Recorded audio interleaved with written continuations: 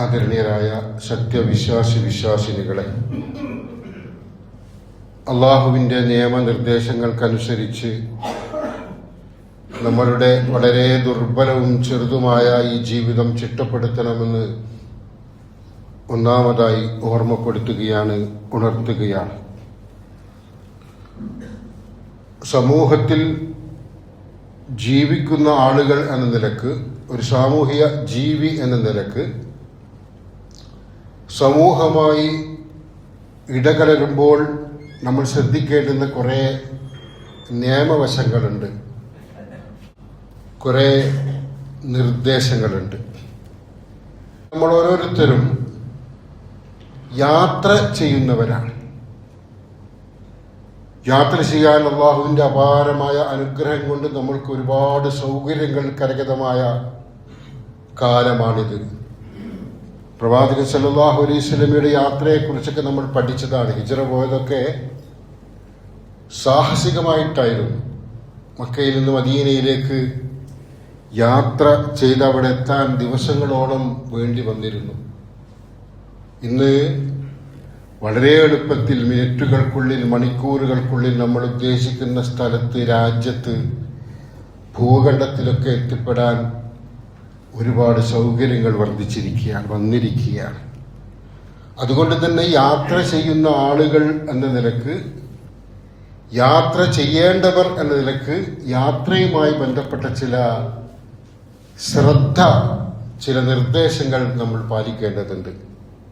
വിശുദ്ധ ഖുർആൻ സൂറത്തുൽ ലുഖ്മാനിലെ 18-ാമത്തെ ആയത്തിൽ പറയാണ്, വലാ തുസഇർ ഖദ്ദക ലിന്നാസ്, നീ അഹങ്കാരത്തോടെ മനുഷ്യരുടെ നേർക്ക് നിന്റെ കവിൾ തിരിച്ചു കളയരുത്. ധിക്കാരത്തോടെ, ഞാൻ തന്നെയാണ് കേമൻ എന്ന ധാർഷ്ട്യത്തോടെ ആളുകളോ സമീപിക്കരുത്, ആളുകളോട് പുച്ഛത്തോടെ പെരുമാറരുത്. വലാ തംശി ഫിൽ അർളി മറഹാ, ഭൂമിയിലൂടെ നീ പൊങ്ങച്ചം കാട്ടി നടക്കുകയും ചെയ്യരുത്. ഇന്നല്ലാഹ ലാ യുഹിബ്ബു കുല്ല മുഖ്താലിൻ ഫഖൂർ, ഒരിക്കലും ദുരഭിമാനിയും പൊങ്ങച്ചക്കാരനുമായ ഒരാളെയും അള്ളാഹു ഇഷ്ടപ്പെടുകയില്ല തന്നെ. ദുരഭിമാനി, പൊങ്ങച്ചക്കാരൻ, ധാർഷ്ട്യക്കാരൻ, അഹങ്കാരി, ഈ രീതിയിലുള്ള ഒരു സ്വഭാവ ദൂഷ്യവും ഒരു മനുഷ്യനിലും ഉണ്ടാവരുത് എന്ന് സ്വന്തം മകനോട് ലുഖ്മാൻ അലൈഹിസ്സലാത്തു വസ്സലാം ഉപദേശിച്ച കാര്യം സൂറത്ത് ലുഖ്മാൻ 31-ാമത്തെ അധ്യായമായ സൂറത്ത് ലുഖ്മാനിലെ 18-ാമത്തെ ആയത്തിലൂടെ പഠിപ്പിക്കുകയാണ്. പൊങ്ങച്ചവും അഹങ്കാരവും ഒന്നും നിങ്ങൾക്ക് വേണ്ട കേട്ടോ, അതിന് മാത്രം നിങ്ങൾ ഇല്ല കേട്ടോ എന്ന പാഠമാണ് ഇത് നമുക്ക് നൽകുന്നത്. ഞാൻ സൂചിപ്പിച്ചതുപോലെ വാഹനയാത്ര എന്നുള്ളത്, വാഹനത്തിലൂടെ യാത്ര ചെയ്യുന്നവരായിരുന്നാലും, വാഹനം വരുന്ന വഴിയിലൂടെ നടന്നു പോകുന്നവരായിരുന്നാലും, ഇനി വാഹനം നിയന്ത്രിച്ച് ഡ്രൈവ് ചെയ്തു പോകുന്നവരായിരുന്നാലും ശ്രദ്ധിക്കേണ്ടുന്ന കുറെ നിയമവശങ്ങളുണ്ട്. എന്തുകൊണ്ടത് ശ്രദ്ധിക്കണമെന്ന് നാം ഇതിന്റെ വിശദീകരണത്തിന്റെ പിന്നാലെ മനസ്സിലാക്കും. ഒന്നറിയണം, 2025 മാത്രമായിട്ട് ഈ കേരളക്കരയിൽ 3733 ആളുകളാണ് മരണപ്പെട്ടത് അപകടത്തിൽ, ആക്സിഡന്റിൽ, വാഹനാപകടത്തിൽ. കഴിഞ്ഞ വർഷത്തിൽ 3700 ചില്ലാനം ആളുകൾ, ഏതാണ്ട് 56,000-ലധികം പേർക്ക് പരിക്കേറ്റിട്ടുമുണ്ട്. എന്നാൽ അത് ഈ വർഷത്തിലെ ജനുവരി ഫെബ്രുവരി മാസത്തിൽ മാത്രമായിട്ട്, മാർച്ച് കഴിഞ്ഞ് ഏപ്രിലാണ് നമ്മളുള്ളത്, ഈ 2 മാസക്കാലം കൊണ്ട് മാത്രമായിട്ട് കേരളക്കരയിൽ അപകടത്തിൽ മരണപ്പെട്ടവരുടെ എണ്ണം 636 11,000-ലധികം പേർക്ക് പരിക്കുമേറ്റിട്ടുണ്ട്. അത് വർദ്ധിച്ചിരിക്കുകയാണ്. ഇപ്പോൾ മാർച്ച് ഏപ്രിലൊക്കെ ആകുമ്പോൾ വർദ്ധിച്ചിട്ടുമുണ്ട്.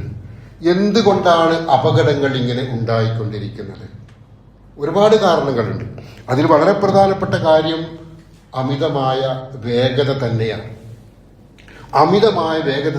വാഹനം നിയന്ത്രിക്കുന്ന ആളുടെ, നേരത്തെ സൂചിപ്പിച്ചതുപോലെ ഖുർആൻ പറഞ്ഞതുപോലെ ഞാൻ കേമനാണെന്നുള്ള ആ വലിയ വിശ്വാസത്തിൽ അങ്ങ് പറപ്പിച്ചു വിടുകയാണ്. അധിക വാഹനവും അപകടത്തിൽപ്പെടുന്നത് അങ്ങനെ തന്നെയാണ്. ഏതാണ്ട് 1/3 ആളുകളുടെ മരണത്തിനും കാരണമാകുന്നത് അമിത വേഗതയാണെന്നാണ് പറയപ്പെടുന്നത്.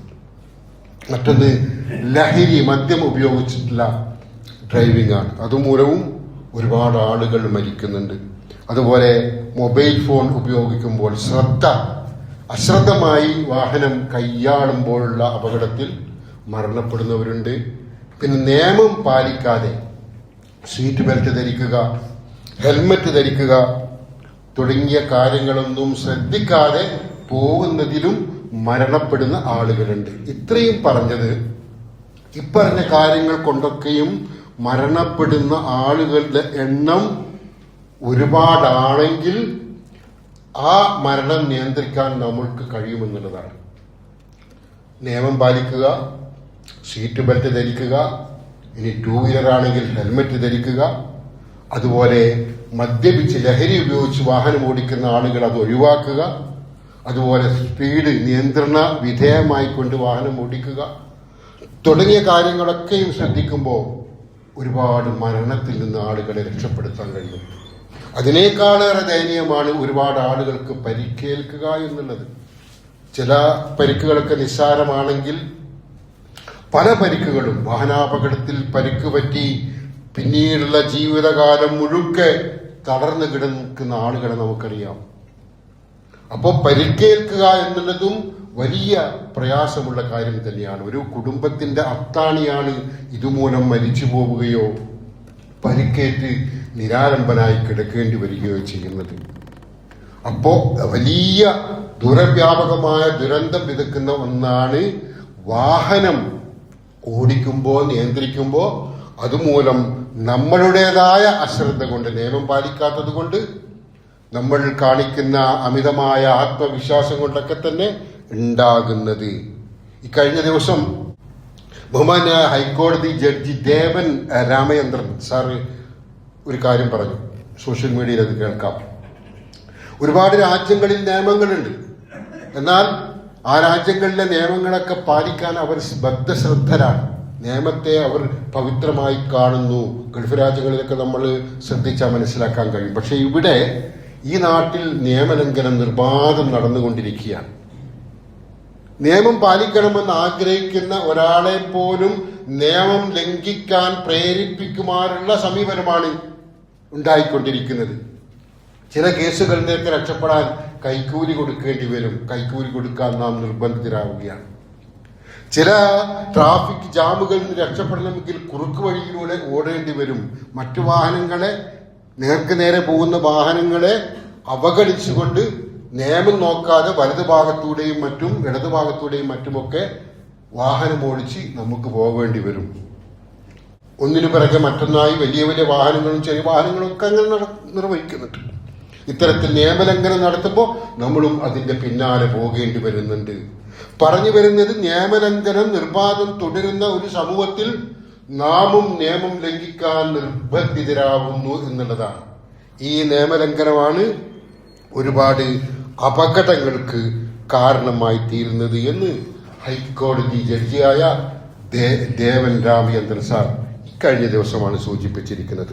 പ്രിയപ്പെട്ടവരെ, നാം അറിയണം, പ്രവാചകൻ സല്ലല്ലാഹു അലൈഹി വസല്ലമ ഒരു സന്ദർഭത്തിൽ തന്റെ സഹാബികളോട് പറഞ്ഞു, ഇയ്യാക്കും വൽ ജുലൂസ ഫിത്തുർഖാത്ത്, നിങ്ങൾ വഴിയോരങ്ങളിൽ വഴിയരികിൽ ഇരിക്കുന്നത് ശ്രദ്ധിക്കണം, സൂക്ഷിക്കണം കേട്ടോ. അപ്പോൾ സഹാബികൾ ചോദിച്ചു, എന്തേ വഴിയരികിൽ ഞങ്ങൾ ഇരുന്ന് കഥ പറയുന്നതും സ്വറ പറയുന്നതും കാര്യങ്ങൾ ചർച്ച ചെയ്യുന്നതുമൊക്കെ ഞങ്ങളുടെ ജീവിതത്തിന്റെ ഭാഗമാണല്ലോ പ്രവാചകരെ എന്ന് പറഞ്ഞപ്പോൾ പ്രവാചകൻ സല്ലല്ലാഹു അലൈഹി വസല്ലം പറയുന്നു, ഫഇദാ അബൈതും ഇല്ലൽ മജ്ലിസ്, നിങ്ങൾക്കങ്ങനെ വഴിയരികിൽ ഇരിക്കണമെന്നുണ്ടെങ്കിൽ ഫഅതു ത്വരീഖ ഹഖ്ഖഹു, നിങ്ങൾക്ക് വഴിയോട്, നിങ്ങൾക്ക് പാതയോട്, നിങ്ങൾക്ക് റോഡിനോട്, നിങ്ങൾക്ക് ഗതാഗത സൗകര്യമുള്ള സ്ഥലത്തിനോട് ഒരു ബാധ്യതയുണ്ട്. ആ ബാധ്യത നിങ്ങൾ നിർവഹിക്കണം. 1. 2, അതിന് അവകാശമുണ്ട്. നമ്മൾ ഈ ഭൂമിയിൽ ജീവിക്കുന്നു. ഞാൻ എൻ്റെ പിതാവിൻ്റെ മകനായി ജീവിക്കുമ്പോൾ എൻ്റെ പിതാവിന് എന്നോട് അവകാശമുണ്ട്, എന്നെ സംരക്ഷിക്കുക എന്നുള്ളത്. മകനെന്ന നിലക്ക് എനിക്ക് പിതാവിനോട് ബാധ്യതയുണ്ട്, പിതാവിനെ അനുസരിക്കുക എന്നുള്ളത്. ഓരോ മനുഷ്യന്മാരും തമ്മിൽ ഇത്തരത്തിലുള്ള അവകാശങ്ങളും ബാധ്യതകളുമുണ്ട്. അത് ഭംഗിയായി നിർവഹിക്കുമ്പോൾ മാത്രമേ ഏറ്റവും സമാധാനപൂർണമായ ഒരു അന്തരീക്ഷം സംജാതമാവുകയുള്ളൂ. പ്രവാചകൻ സല്ലല്ലാഹു അലൈഹി വസല്ലം ഇവിടെ വിശദീകരിച്ചിരിക്കുന്നത്, എങ്കിൽ നിങ്ങൾ റോഡിനോടുള്ള, വഴിയോടുള്ള അതിന്റെ അവകാശം നൽകണം കേട്ടോ. സഹാബികൾ ചോദിച്ചു, എന്താണ് പ്രവാചകരെ വഴിക്കുള്ള, ഗതാഗത സൗകര്യത്തിനുള്ള, റോഡിനുള്ള അവകാശം? പ്രവാചകൻ സല്ലല്ലാഹു അലൈഹി വസല്ലം വിശദീകരിക്കുകയാണ്, ഗദ്ദുൽ ബസർ, നിങ്ങൾ കണ്ണിനെ സൂക്ഷിക്കണം, കാഴ്ചയെ സൂക്ഷിക്കണം. വഴിയിലൂടെ പോകുന്ന ആളുകളെ തുറച്ചു നോക്കി അവരുടെ പോരായ്മകൾ കണ്ടെത്തി അവർക്കെതിരെ പരദൂഷണം പറഞ്ഞ് അവർക്കെതിരെ ഇല്ലാ കഥകൾ ഉണ്ടാക്കുന്ന വൃത്തികെട്ട സമീപനം നിങ്ങളിൽ ഉണ്ടാവരുത്. പൈശാചികമാണിത്. പ്രവാചകൻ മറ്റൊരു സന്ദർഭത്തിലും വഴിയരികിലുള്ള ഇത്തരം ഇരുത്തത്തെയും ഇത്തരം സംസാരത്തെയും എതിർത്ത് പറഞ്ഞിട്ടുണ്ട്. ആളുകളെ ഏറ്റവും നല്ല രീതിയിൽ മാന്യന്മാരായി കാണാനുള്ള ശ്രദ്ധ നിങ്ങളിൽ ഉണ്ടാവണം. അതുപോലെ പറഞ്ഞു, അതുപോലെ തന്നെ നിങ്ങൾ വഴിയരികിലെ ശല്യങ്ങൾ ഒഴിവാക്കണം. ആളുകൾക്ക് യാത്ര ചെയ്യുമ്പോൾ, നടന്നു പോകുന്നതാവട്ടെ, വാഹനത്തിൽ പോകുന്നതാവട്ടെ, അവർക്ക് ശല്യമുണ്ടാകുന്ന ഒന്നും നിങ്ങൾ വഴിയരികിൽ, റോഡിൽ ചെയ്തു വെച്ചേക്കരുത്. അതുപോലെ നന്മ കൽപ്പിക്കണം, തിന്മ വിരോധിക്കണം എന്നൊക്കെ പ്രവാചകൻ സല്ലല്ലാഹു അലൈഹി വസല്ലം വിശദീകരിച്ചിട്ടുണ്ട്. വഴിക്ക് അതിന്റെ അവകാശമുണ്ട്. ആ അവകാശം വകവെച്ചു കൊടുക്കേണ്ടത് നാമാണ്. അത് വകവെച്ചു കൊടുക്കണമെന്നാണ് പ്രവാചകൻ സല്ലല്ലാഹു അലൈഹി വസല്ലം ഇവിടെ സൂചിപ്പിച്ചിരിക്കുന്നത്. നമ്മൾ സംസാരിക്കുന്നത് വാഹനയാത്രയുമായി ബന്ധപ്പെട്ടാണ്. വാഹനയാത്ര ചെയ്യുമ്പോൾ, അല്ലെങ്കിൽ യാത്ര ചെയ്യുന്ന ആളുകൾ എന്ന നിലക്ക്, വാഹനം നിയന്ത്രിക്കുന്ന ആളുകൾ എന്ന നിലക്ക് റോഡിനോട്, വഴിയോട് ഒരുപാട് ബാധ്യത നമുക്കുണ്ട്. അതിന്റെ അവകാശങ്ങൾ വകവെച്ചു കൊടുക്കുക എന്നുള്ളതാണ് അതിൽ വളരെ പ്രധാനപ്പെട്ട ഭാഗം. ഞാൻ കുറച്ച് 2-3 സൂറത്തുകൾ കൂടി, വിശുദ്ധ ഖുർആനിലെ വചനങ്ങൾ കൂടി ഒന്ന് ശ്രദ്ധിക്കുക. വലാ തുൽഖൂ ബി ഐദീകും ഇല തഹ്ലുക, സൂറത്തുൽ ബഖറയിലെ 195-ാമത്തെ ആയത്തിൽ പറയുന്നു, നിങ്ങൾ നിങ്ങളുടെ കൈകളെ തന്നെ നാശത്തിലേക്ക് തള്ളിക്കളയരുത്. നമ്മുടെ കൈയിനെ നമ്മൾ യഥേഷ്ടം കൈകാര്യം ചെയ്ത് അതൊരു അപകടം വരുത്തുന്ന രീതിയിലേക്ക് കൊണ്ടെത്തിക്കരുത് എന്നുകൂടി വായിക്കേണ്ടതുണ്ട്, എന്നുകൂടി മനസ്സിലാക്കേണ്ടതുണ്ട്. നമ്മുടെ അഭീഷ്ടമനുസരിച്ച് ഇഷ്ടം പോലെ കൈയാടാനുള്ളതല്ല നമ്മുടെ കൈയും കാലും സ്വാതന്ത്ര്യവും എന്നുകൂടി നാം മനസ്സിലാക്കണം. വിശുദ്ധ ഖുർആൻ സൂചിപ്പിക്കുകയാണ് സൂറത്തുൻ നിസായില്, വലാ തഖ്തുലൂ അൻഫുസകും, നിങ്ങൾ നിങ്ങളെ തന്നെ കൊലപ്പെടുത്തരുതേ, ഇന്നല്ലാഹ കാന ബിക്കും റഹീമാ, തീർച്ചയായും അള്ളാഹു നിങ്ങളോട് കരുണയുള്ളവനാണ്. നിങ്ങൾ നിങ്ങളെ തന്നെ കൊല്ലരുത്. ഞാൻ വാഹനം അശ്രദ്ധമായി ഓടിക്കുമ്പോ ഞാൻ തന്നെ ആ ശ്രദ്ധയില്ലാതെ മൊബൈൽ ഫോൺ സംസാരിച്ചുകൊണ്ട് ഡ്രൈവ് ചെയ്യുകയാണ്, അല്ലെങ്കിൽ അമിതമായ വേഗതയിൽ വാഹനം ഓടിക്കുകയാണ്, സീറ്റ് ബെൽറ്റ് ധരിക്കാതെ വാഹനം ഓടിക്കുകയാണ്, അതൊരു അപകടത്തിൽ പെടുമ്പോ മറ്റുള്ളവരോ ഞാനോ തന്നെ മരിക്കാൻ അത് കാരണമായി തീരും. വിശുദ്ധ ഖുർആൻ ഇവിടെ സൂചിപ്പിച്ചത്, വലാ തഖ്തുലൂ അൻഫുസകും, നിങ്ങൾ നിങ്ങളെ തന്നെ കൊലപ്പെടുത്തരുത് കേട്ടോ.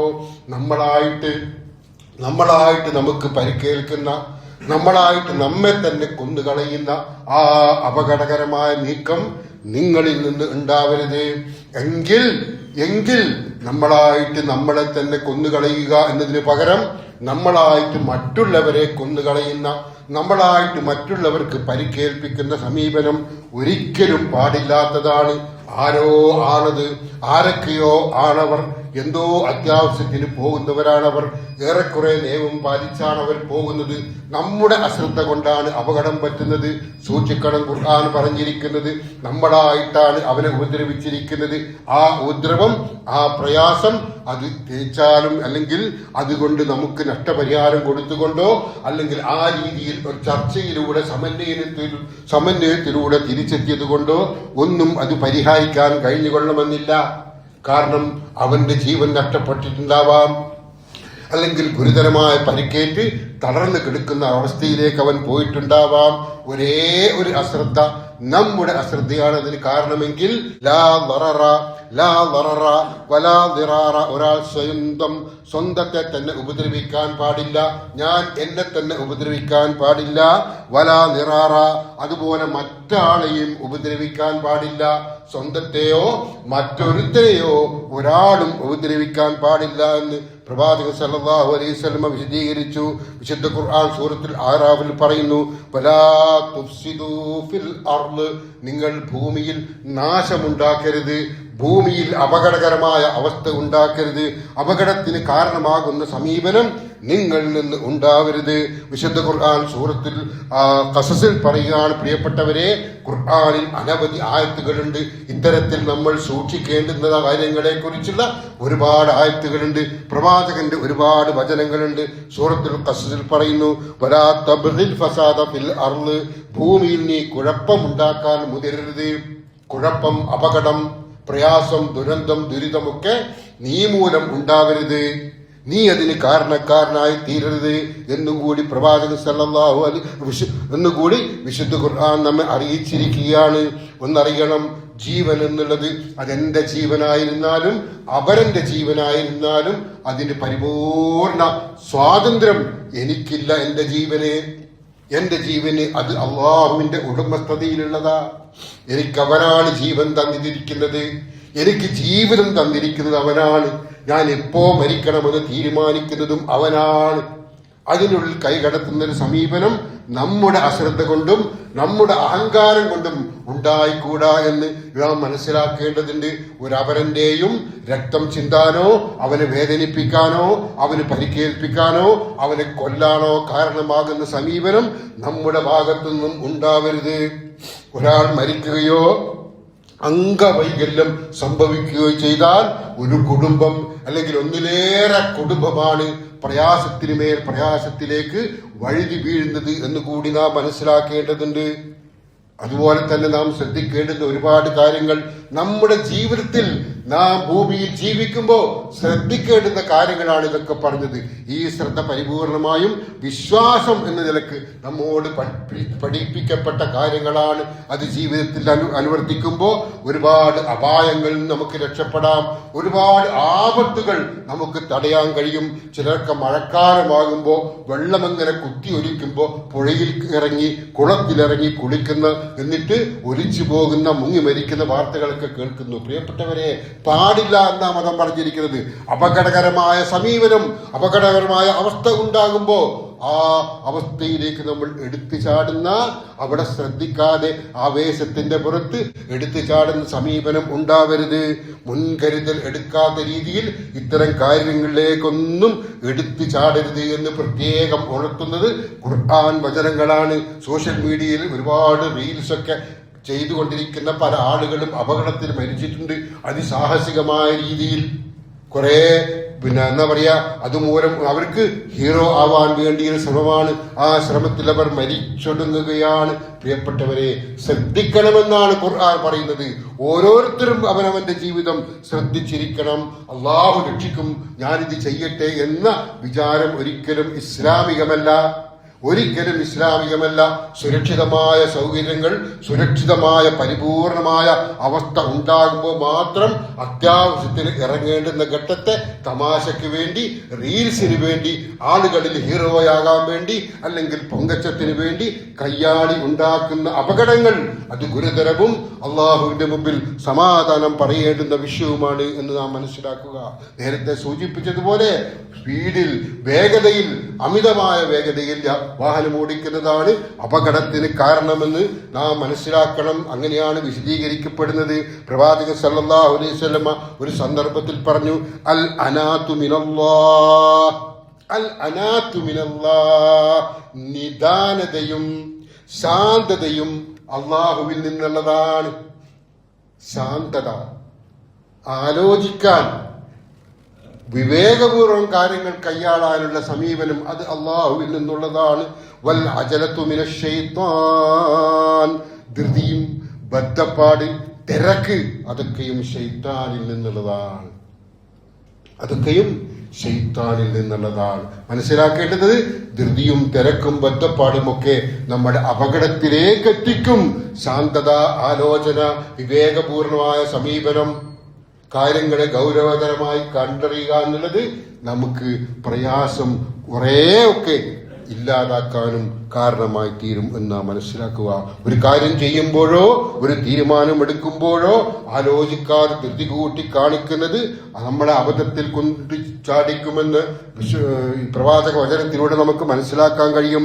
അതുപോലെ വികാരത്തിന് അടിമപ്പെടാതെ കാര്യങ്ങളെ വിവേക ബുദ്ധിയോടെ കൈയാളാനുള്ള സമീപനമായിരിക്കണം ഒരു വ്യക്തി എന്ന നിലക്കും ഒരു വിശ്വാസി എന്ന നിലക്കും നമ്മിൽ ഉണ്ടാവേണ്ടത്. അതുകൊണ്ട് തന്നെയാണ് പ്രവാചകൻ പറഞ്ഞത്, അൽ അജലത്തു മിന ശൈത്താൻ, ധൃതി, തിരക്ക്, ബദ്ധപ്പാട് അത് ശൈത്താനിൽ നിന്നുള്ളതാണ്. പ്രവാചകൻ സല്ലല്ലാഹു അലൈഹി വസല്ലമയുടെ അടുക്കൽ ഒരു ഗോത്രത്തിലെ കുറെ ആളുകൾ വന്നു. അവിടെ മദീനയിൽ എത്തിയ ഉടനെ തന്നെ അവരൊക്കെയും ധൃതിപ്പെട്ട് പ്രവാചകന്റെ അടുക്കലേക്ക് പോയി. പ്രവാചകനെ കാണാൻ പോകാം, അതൊന്നും തെറ്റായ കാര്യം എന്ന രീതിയിലല്ല പറയുന്നത്. അതിൽ ഒരു മനുഷ്യൻ സാവകാശം ഇറങ്ങി, എന്നിട്ട് തൻ്റെ വാഹനത്തെ ഒട്ടകത്തെ കെട്ടി വസ്ത്രം മാറി വസ്ത്രം വൃത്തിയാക്കി അങ്ങനെ സാവകാശമാണ് പ്രവാചകന്റെ അടുക്കലേക്ക് പോയത്. ഒരു മര്യാദ കാണിച്ചതാണ്. അങ്ങനെയാ പോവേണ്ടത്. ധൃതിയിൽ ഒരാളെ കാണാൻ പോകുമ്പോൾ ഓടി തിരക്ക് പിടിച്ചു പോവുക എന്നുള്ളതല്ല, ഈ രീതിയിൽ അയാളെ സമീപിക്കുക എന്നുള്ളതാണ്, അയാളെ ആദരിക്കുക എന്നുള്ളതായിരിക്കണം വിശ്വാസിക്ക് ഉണ്ടാവേണ്ടത്. പ്രവാചകൻ സല്ലല്ലാഹു അലൈഹി വസല്ലം മനുഷ്യരോട് പറഞ്ഞു, ഇന്ന ഫീക ഖസ്ലതൈനി യുഹിബ്ബുഹുമല്ലാഹ്, തീർച്ചയായും അള്ളാഹു ഇഷ്ടപ്പെടുന്ന രണ്ട് ഗുണങ്ങൾ നിന്നിൽ കണ്ടിരിക്കുകയാണ്. അള്ളാഹു ഇഷ്ടപ്പെടുന്ന രണ്ട് ഗുണങ്ങളാണ് നിന്നിൽ കണ്ടിരിക്കുന്നത്.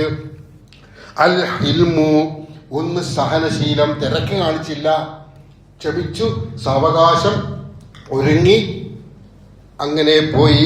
വൽ അനാത്തു, അതുപോലെ ശാന്തത, എടുത്തുചാട്ടമില്ല, ശാന്തതയും സഹനശീലവും അള്ളാഹു ഇഷ്ടപ്പെടുന്ന രണ്ട് ഗുണങ്ങളാണെന്നും പ്രവാചകൻ സല്ലല്ലാഹു അലൈഹി വസല്ലം ഈ മനുഷ്യനോട് പറഞ്ഞു കൊടുത്തു. അതുകൊണ്ട് പ്രിയപ്പെട്ടവരെ, ഞാൻ സൂചിപ്പിച്ചിരിക്കുന്നത് പോലീസുകാർ പറയേണ്ടുന്ന, നിയമപാലകർ പറയേണ്ടുന്ന വിഷയങ്ങളല്ലേ, അതെന്തിന് മിമ്പറിൽ കയറി പറയുന്നതെന്ന് ആലോചിക്കുന്നവരുണ്ടെങ്കിൽ പ്രിയപ്പെട്ടവരെ, ഇസ്ലാം എന്നാൽ മുച്ചൂടും സംസ്കരിച്ചെടുക്കുന്ന ഒരു മതമാണ്. കഴിഞ്ഞ ദിവസം കർണാടകയിലെ ഗുണ്ടൽപേട്ടിൽ അപകടത്തിൽപ്പെട്ട് മരിച്ച ഒരു കുടുംബത്തിലെ 4 പേർ നമ്മുടെ ഇപ്പം അടുത്ത ദിവസം വായിച്ച വാർത്തയാണ്. നിരവധി ഇത്തരത്തിൽ വാർത്ത, കുടുംബത്തിലെ 1, 2, 3, 4, 5 ആളുകൾ അപകടത്തിൽപ്പെട്ട് മരിക്കുകയാണ്. ആരുടെയോ ഒരു അശ്രദ്ധ, ഒന്നിരിക്കൽ അവർ, അല്ലെങ്കിൽ എതിരെ വരുന്ന വാഹനത്തിന്റെ ആളുകൾ. കുടുംബം തന്നെ ഇല്ലാതായി പോവുകയാണ്. അതുകൊണ്ട് തന്നെ മതം പറഞ്ഞ കുറേ ശാസനകളുണ്ട്. ഇവിടെ ഖുർആൻ വചനങ്ങളും പ്രവാചകന്റെ വചനങ്ങളും ഉദ്ധരിച്ച് ഞാനിവിടെ സൂചിപ്പിച്ച അത്തരം ശാസനകൾ ജീവിതത്തിൽ പകർത്തുമ്പോൾ ഇത്തരത്തിലുള്ള ഒരുപാട് പ്രയാസങ്ങളിൽ നിന്ന്, കുടുംബത്തിന്റെ ഇത്തരം ഒരുപാട് നഷ്ടങ്ങളിൽ നിന്ന് രക്ഷപ്പെടുത്താൻ കഴിയും, ആളുകളെ രക്ഷപ്പെടുത്താൻ കഴിയും. സൂറത്ത് നൂറിൽ പറയുന്നു, ഇന്നമാ കാന ഖൗലൽ മുഅ്മിനീൻ, എന്നിട്ട് ആ ആയത്ത് ഇങ്ങനെ തുടരുകയാണ്, ഇദാ ദൂ ഇലല്ലാഹി വറസൂലിഹി ലിയഹ്കുമ ബൈനഹും അൻ യഖൂലു സമീനാ വഅതഅനാ വഉലൈക ഹുമുൽ മുഫ്ലിഹൂൻ. തങ്ങൾക്കിടയിൽ പ്രവാചകൻ സല്ലല്ലാഹു അലൈഹി വസല്ലം തീർപ്പ് കൽപ്പിക്കുന്നതിനായി അള്ളാഹുവിലേക്കും റസൂലിലേക്കും വിളിക്കപ്പെട്ടാൽ, ഒരു വിശ്വാസപരമായ ഒരു കാര്യമായി ബന്ധപ്പെട്ട സൂചനയാണ് ഇവിടെ നൽകുന്നത്. അള്ളാഹുവിലേക്കും റസൂലിലേക്കും വിളിക്കപ്പെട്ടാൽ സത്യവിശ്വാസികൾ എന്താ പറയുക? ഞങ്ങളിതാ കേട്ടിരിക്കുന്നു, ഞങ്ങളിതാ അനുസരിച്ചിരിക്കുന്നു. നിയമം എന്നുള്ളത് ഈ രീതിയിൽ ഓരോ പൗരനും പാലിക്കേണ്ടുന്ന കാര്യമാണ്. ഒരു രാജ്യത്തിന്റെ നിയമം എന്ന് പറയുന്നത് അത് മതപരമായി കൂടി അനുഷ്ഠിക്കാൻ ബാധ്യതപ്പെട്ടവരാണ് വിശ്വാസികൾ. അതുകൊണ്ട് തന്നെ നമുക്ക് ചുറ്റുമുണ്ടാകുന്ന ഇത്തരം പ്രയാസകരമായ അവസ്ഥയിൽ നിന്ന് രക്ഷപ്പെടാനുള്ള ശ്രമം നമ്മിൽ തന്നെ ഉണ്ടാകണം. വിശുദ്ധ ഖുർആൻ സൂറത്തുൽ ലുഖ്മാനിൽ പറയുകയാണ്, വമൻ യശ്കുർ ഫഇന്നമാ യശ്കുറു ലിനഫ്സിഹി. ആര് നന്ദി കാണിച്ചാലും തന്റെ ഗുണത്തിനായി തന്നെയാണ് അവൻ നന്ദി കാണിക്കുന്നത്. ആര് അള്ളാഹുവിനോട് അല്ലെങ്കിൽ മനുഷ്യരോട് എന്തിനോട് നന്ദി കാണിച്ചാലും തൻ്റെ ഗുണത്തിനാണ് അവൻ നന്ദി കാണിക്കുന്നത് എന്ന് തിരിച്ചറിയണം. നമ്മൾ ശ്രദ്ധിക്കുന്ന കാര്യങ്ങളൊക്കെ തന്നെയും നമുക്ക് വേണ്ടിയാണ് എന്ന് കൂടി നാം തിരിച്ചറിയാം. അള്ളാഹു നമ്മെ അനുഗ്രഹിക്കുമാറാവട്ടെ.